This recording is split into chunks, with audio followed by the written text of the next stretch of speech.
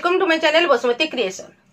समस्त सीएसएस जो मैंने कम्युनिटी सपोर्ट स्टाफ अच्छा जमीती कि सीआरपीसीएम एमबीके बैंक मित्र कृषि मित्र प्राणी मित्र एलएसपी समस्त जरूरी सूचना हुए तो ए कम्युनिटी सपोर्ट स्टाफ मान भितर एमबीके और सीआरपीसीएम मान रोल अधिक रहिबो किंतु समस्ते जानिबा निहाती आवश्यक। जो विषय में आग को कहवाक जाउछि ताहा होछि हमर इंटरनल ऑडिट। पूर्वरु इंटरनल ऑडिट रो वार्ड विषय आपण माने समस्ते सुनिथिबे एवं इंटरनल ऑडिट रे मध्ये भाग नैथिबे जोथिरे कि पूर्व वर्ष जोटा 2023-24 आर्थिक वर्ष रे आरंभ होइतिला एवं किछि किछि जीपीएलएफ सीएलएफ एवं एसएचजी गुडिकर इंटरनल ऑडिट होइतिला।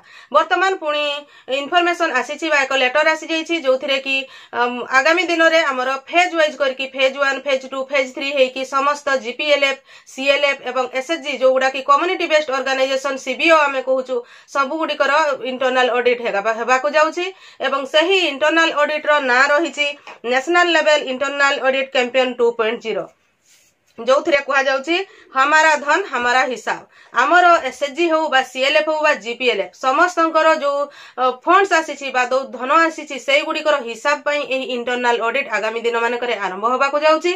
तेणु एसएचजी एवं सीएलएफ गुड़िकर इंटरनल ऑडिट सीआरपीसीएम दीदी मानकु समस्त रेकर्ड को फाइनेंशियल रेकर्ड को तांको मेंटेन करके रखिबा पई पड़िबो। तार डेट आसी आगको मु वीडियो रे कहिबी।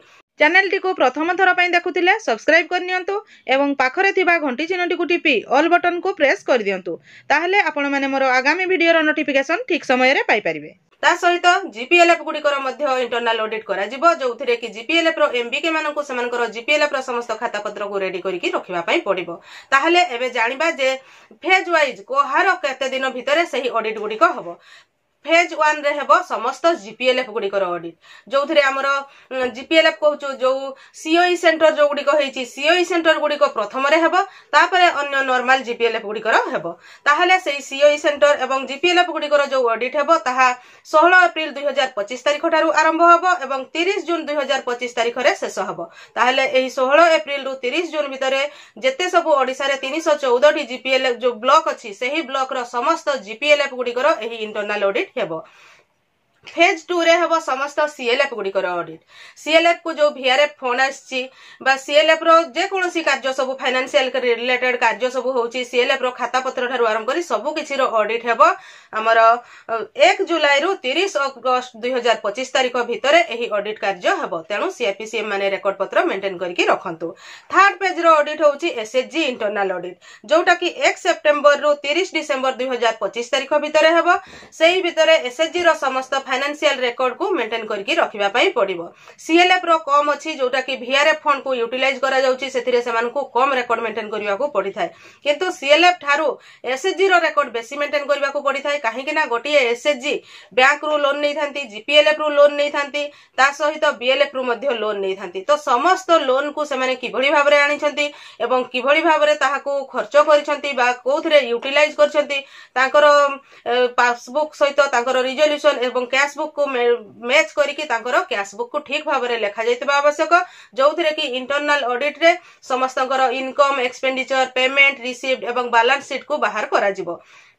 जोटा एसएचजी रो भी सही समान प्रोसेस जो इनकम एक्सपेंडिचर तापरे आपनकर पेमेंट रिसीव्ड एवं बैलेंस शीट बाहर कर जिवो। सीएलएफ रो मध्य इनकम एक्सपेंडिचर बैलेंस शीट एवं जो अच्छी पेमेंट रिसीव्ड से समस्त जिनस को रेडी करिवा पई पड़िबो। ता सहित जीपीएलएफ रो मध्य एही समस्त कार्य को समस्त सीएसएस को यथाशीघ्र कंप्लीट करिवा पई पड़िबो जोटा कि को फाइनेंशियल रो हबो ना आपनकर ए पूर्व फाइनेंशियल ईयर जोटा कि 2024-25 फाइनेंशियल ईयर सेही वर्षर इंटरनल ऑडिट एही एप्रिल मास ठारू आरंभ होबाकू जाउछि।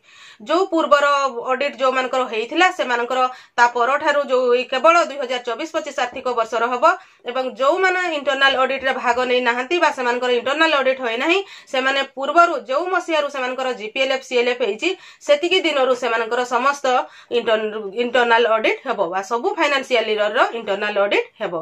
तेनु समस्त सीएसएस माने निश्चित भाव रे तांकर खाता पत्र को रेडी करिकि रखंतु। म आशा करूची आपण माने जो माने सीआरपीसीएम बा एमबीके अछंती से माने एही इंटरनल ऑडिट रिलेटेड इन्फॉर्मेशन पाई परिथिबे। आजिर वीडियो रे बस एतिकी। आजिर वीडियो टी को आपण शेष पर्यंत देखिथिबारु आपनको बहुत बहुत धन्यवाद। नमस्कार।